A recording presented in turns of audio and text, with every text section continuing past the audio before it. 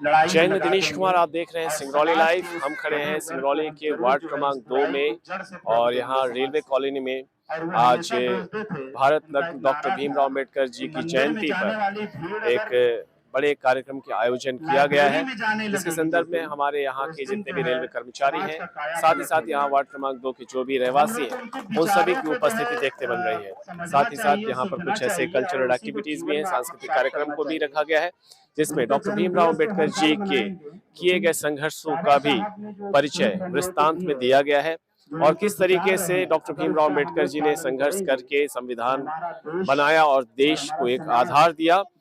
इन सभी संदेशों को इस सांस्कृतिक कार्यक्रम में देख दिया जा रहा है।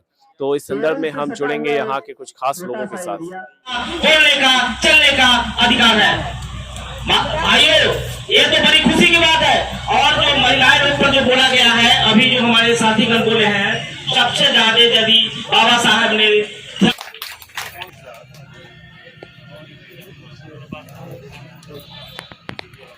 मनीष गर्ग जी आप आए सर, बहुत हमारे गेस्ट हैं, आपके बैठिए। अब सभा की कार्यवाही स्टार्ट होती है।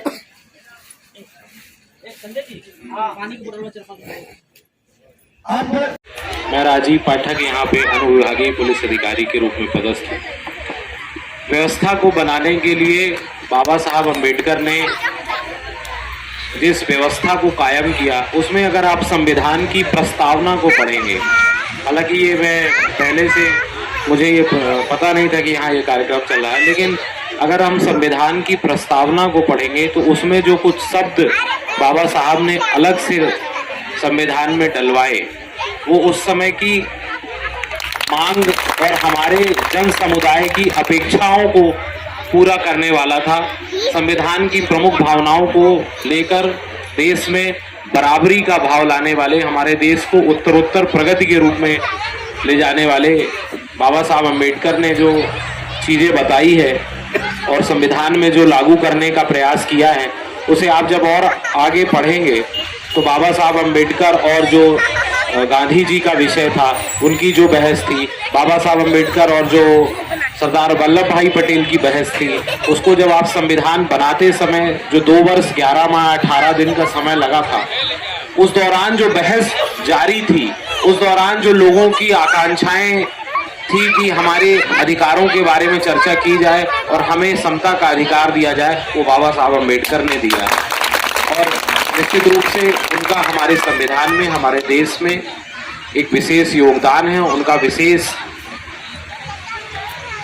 जो एक जनता के प्रति, एक निचले तबके के प्रति, अपने लोगों के प्रति सभी को बराबरी से अधिकार कैसे दिलाया जाए, सभी देश में जो हमारा अंतिम वर्ग है, हमारा अंतिम पड़ाव का व्यक्ति है, उसको कैसे बराबरी पर लाया जाए। जैसे किसी भी बात को जब हम बराबरी पर लाते हैं तो या तो अपनी लाइन ऊपर कर दी जाए या दूसरे की लाइन छोटी कर दी जाए।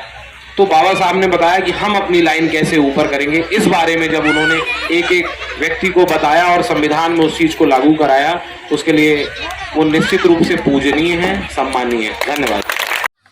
जो पदाधिकारी हैं, सर से निवेदन करता हूं श्री सीपी पांडे सर से कि सर मंच पर जरूर आए।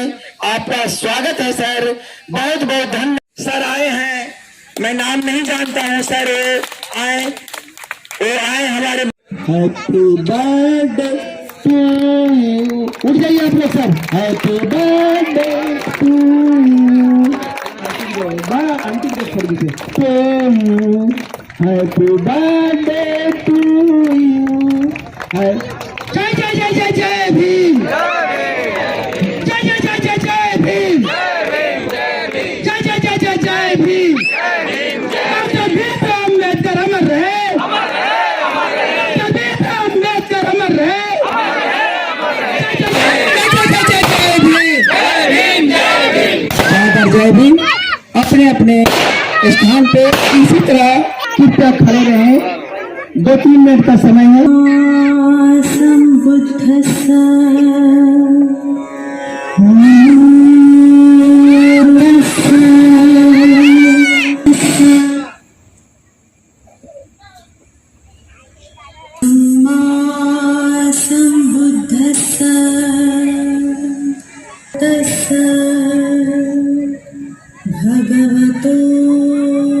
बुद्धं शरणं गच्छामि।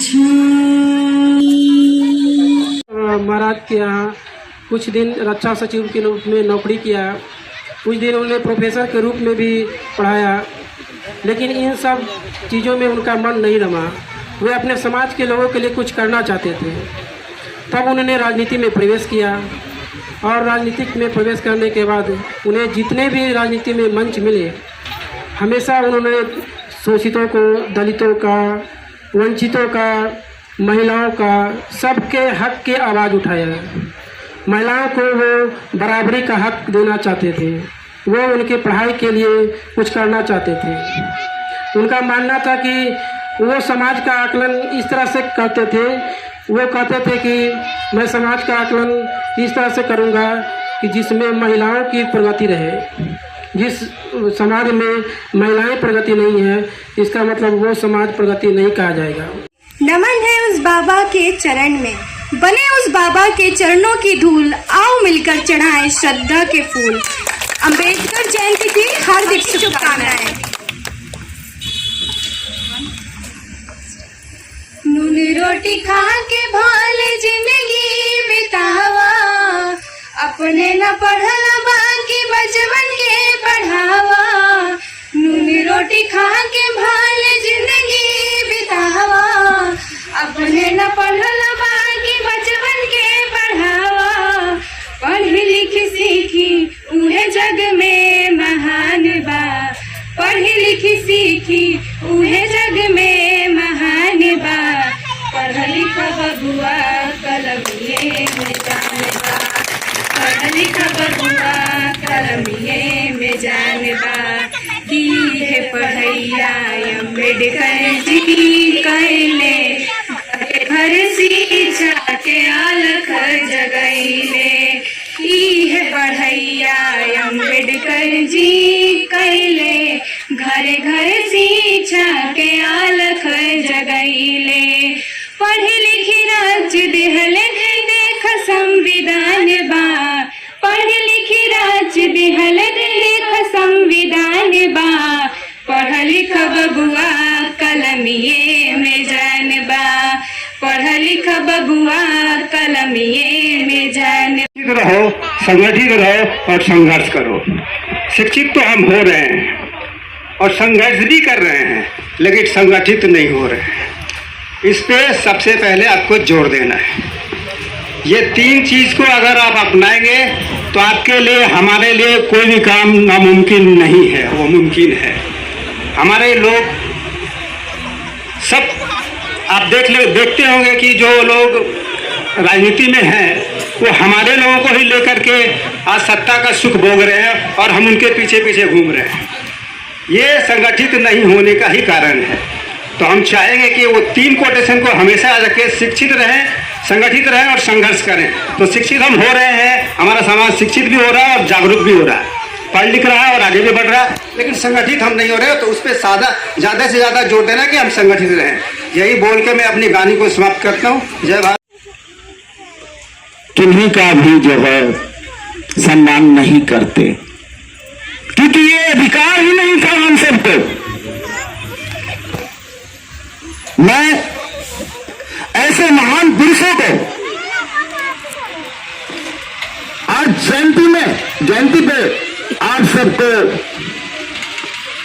हार्दिक शुभकामनाएं देता हूं और उनको कोटि कोटि नमन करता हूं। भाइयों और हमारे बहनों, हमारी बेटियां, आज आप सबको इतना जरूर मालूम होना चाहिए, इन्होंने अपने हक और अधिकार की लड़ाई कहां से शुरू किए थे। ये अपने हक और अधिकार की लड़ाई जो हम पानी कहीं भी स्वतंत्र रूप से बिना कोई टोके, बिना कोई रोके, किसी जगह में नल हो या कुआं हो या चापाकल हो, स्वयं लेके पी लेते हैं। इनकी लड़ाई यहीं से शुरू हुई। महका 100 बार बाहर आई, महफिल में रौनक तब आई जब जय भीम की आवाज आई। तो अब मैं आप सभी के समक्ष एक बहुत ही सुंदर सा गीत बाबा साहब को समर्पित करना चाहूंगी। हमें जिंदगी मिली है भीमराव की कलम से, हमें जिंदगी मिली है भीमराव की कलम से। उसने हमें मिलाया, उसने हमें मिलाया मेरे खोए हुए वतन से। ऐसा प्रकाश रूपी दीप को जलाया जो हम सबको आगे की ओर बढ़ने के लिए जो संविधान रूपी ऊर्जा मिला है, उस ऊर्जा को तहत जो है हम लोग आदेश आजाद हो चुका है। अब इसे चलाने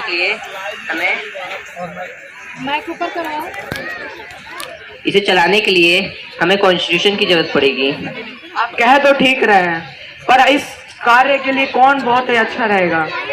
हमें एक व्यक्ति पता है, सरदार वल्लभ भाई पटेल। तो इंतजार किस बात की, बुलाइए उन्हें। हम उसे बोले आने के लिए, वो आ ही रही होंगे। नाम राजेंद्र प्रसाद जी। नेहरू जी। संविधान को तैयार करने के लिए जिम्मेदारी लेते हैं, पर क्यों? मेरे नजर में एक व्यक्ति है। तो बुलाए उन्हें। जी।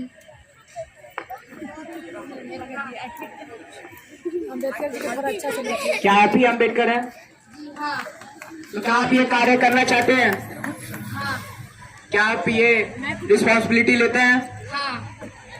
तो मैं आपको संविधान बनाने की आज्ञा देता हूँ। मैं अपनी पूरी कोशिश करूंगा। जरूर।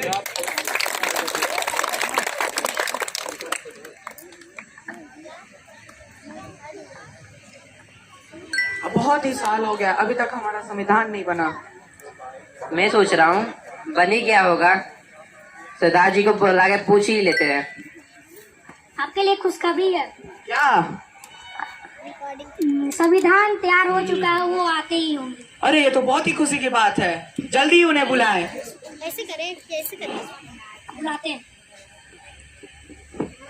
आइए अम्बेडकर जी, आइए। आपने संविधान का समझा पूरा कर दिया?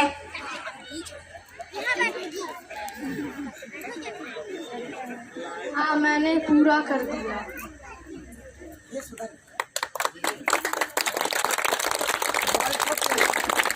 अगर संविधान कितना भी गलत क्यों ना हो, अगर उसे चलाने वाला अच्छा होगा तो अंततः संविधान अच्छा ही साबित होगा।